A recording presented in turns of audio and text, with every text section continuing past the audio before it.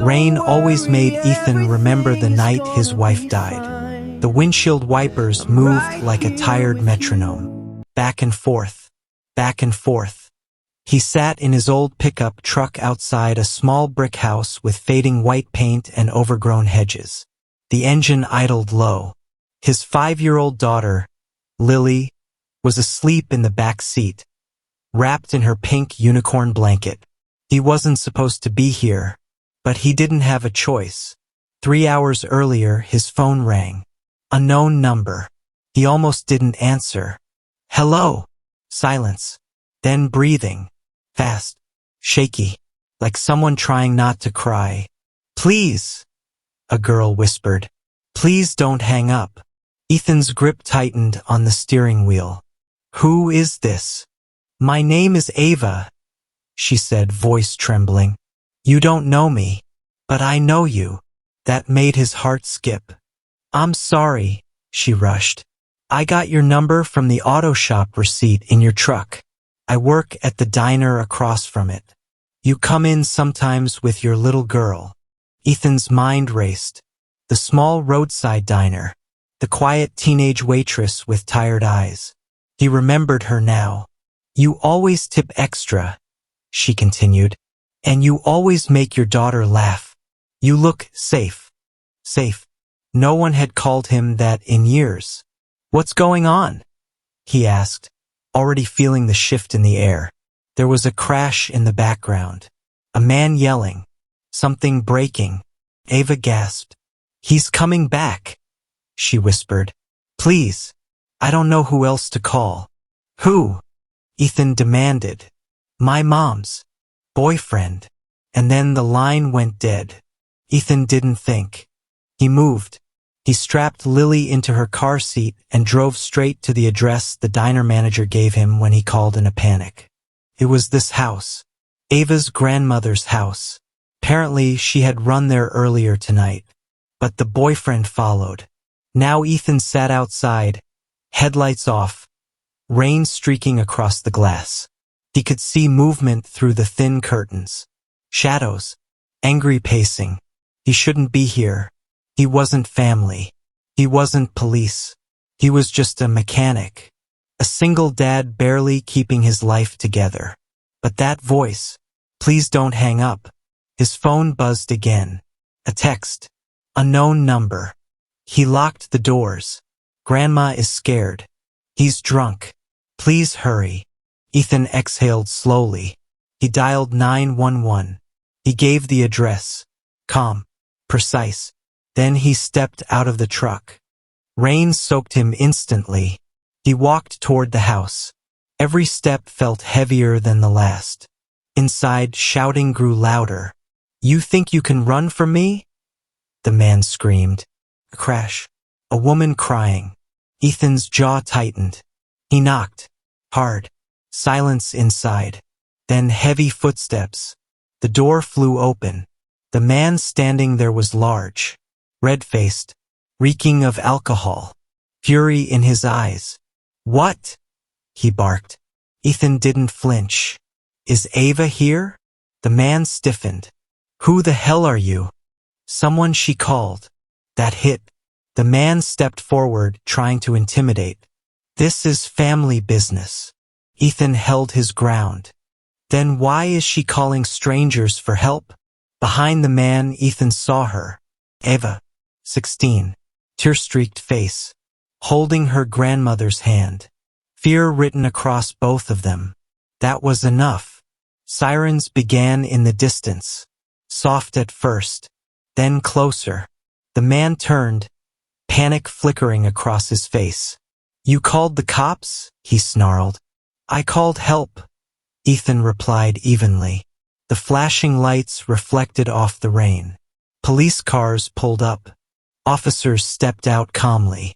No chaos, no yelling, just quiet authority. The man's bravado vanished instantly. Within minutes, he was in handcuffs. No dramatic fight, no punching, just the quiet sound of justice arriving. Ava broke down. Her grandmother hugged her tightly. Ethan stepped back, not wanting attention. He wasn't the hero. He was just someone who answered the phone. An officer approached him. "You family?" "No." "Why'd you come?" Ethan looked at Lily sleeping in the truck. "Because if that was my daughter," he said quietly, "I'd pray someone showed up." The officer nodded slowly. Sometimes that's all it takes. Someone showing up. Before we move to chapter 2, imagine this scene in your mind. A scared girl. A single dad who could have ignored the call. And a quiet moment where justice didn't scream. It simply arrived. If this story is already touching your heart, make sure you subscribe to the channel. Because here, we tell stories about courage, fatherhood, second chances, and the quiet strength that changes lives. Now let's continue. The next morning, Ethan thought it was over. He was wrong. He was under Lily's car hood at the shop when someone tapped on the metal frame. He looked up. Ava stood there. Clean clothes. Fresh bruises faintly visible near her wrist.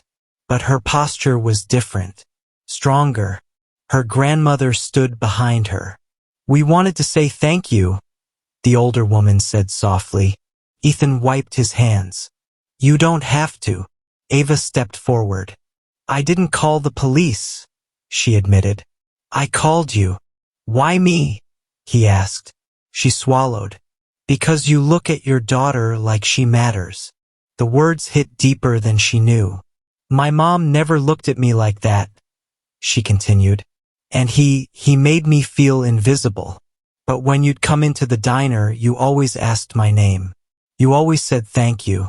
You treated me like a person." Ethan didn't know what to say.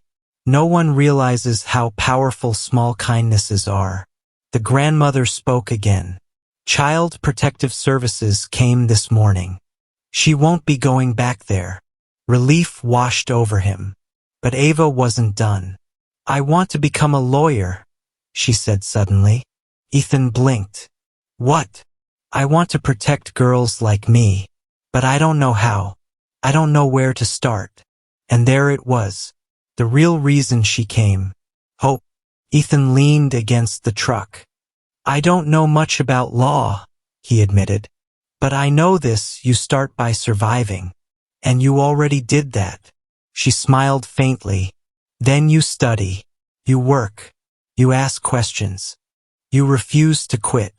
A pause.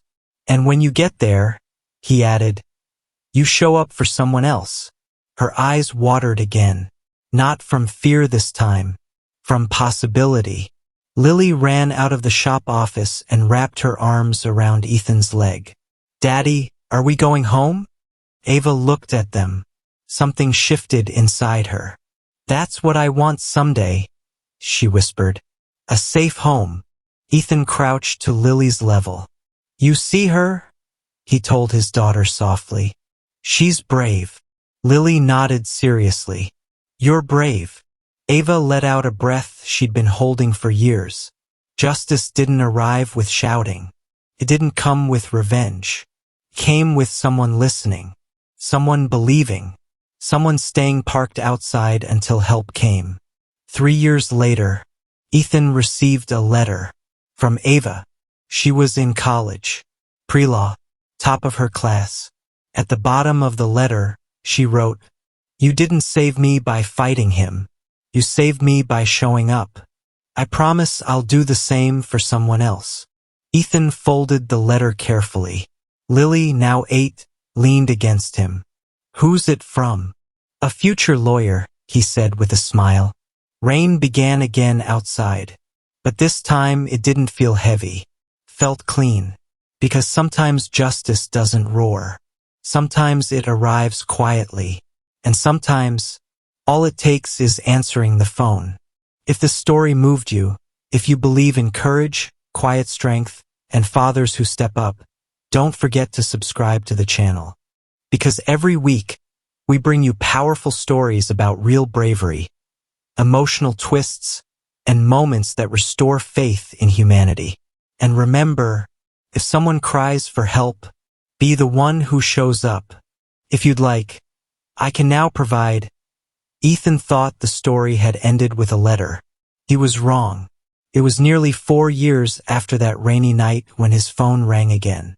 This time he recognized the name. Eva. He smiled before answering. "Counselor," he teased. "You finally suing someone?" Her laugh was softer now, steadier, confident. "Not yet," she replied. "But I might need you again."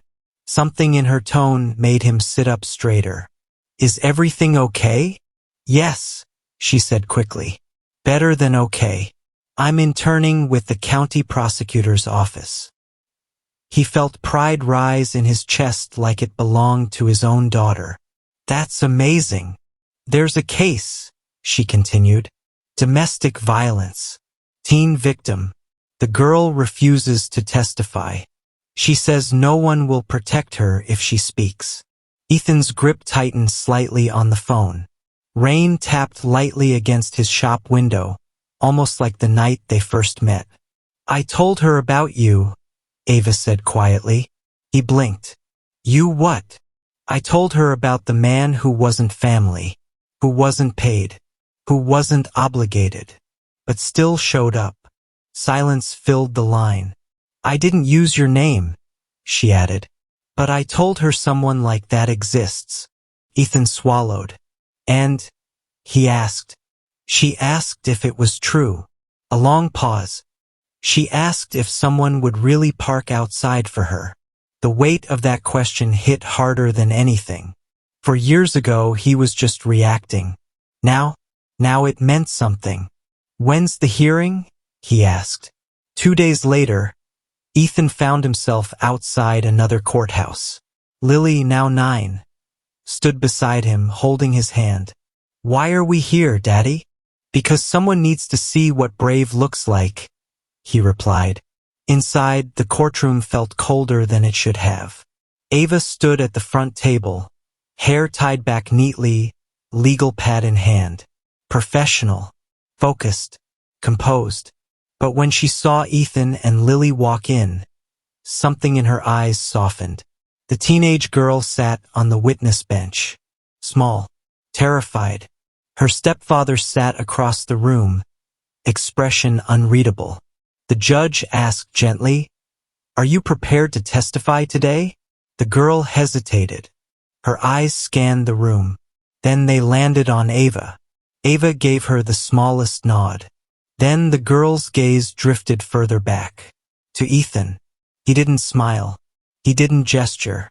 He simply held steady eye contact, the same way he had on that porch years ago. Not aggressive, not loud, just present. The girl took a breath. "Yes," she whispered, and then she spoke. She told the truth, every painful piece of it. The courtroom remained silent except for her voice. Justice once again didn't roar. It listened. When the hearing ended, the judge ordered immediate protective custody and issued a no-contact order. The stepfather's shoulders slumped. The girl cried not from fear, from relief. Outside the courtroom, she approached Ava first. "Thank you," she said. Ava shook her head gently. "Thank him." The girl walked toward Ethan slowly. "Are you the one who parked outside?" she asked. He nodded once. "Yes." "Why?" He looked at Lily beside him. "Because someone did that for her once," he said softly, glancing at Ava. Ava's eyes filled with tears. The girl's voice trembled. Would you park outside if I get scared again?" Ethan knelt slightly so he was eye level. "You won't need me to," he said, "because now you know how strong you are." Ava stepped closer. "And I'll be there too," she added firmly. The girl nodded. A chain had formed, one act of courage passing to the next. That night, Ethan sat on his porch while Lily colored beside him. "Daddy." "Yeah, kiddo? Are you a hero?" He smiled faintly. "No." She frowned. "But you save people." He shook his head gently. "I show up." She thought about that. Then she grinned.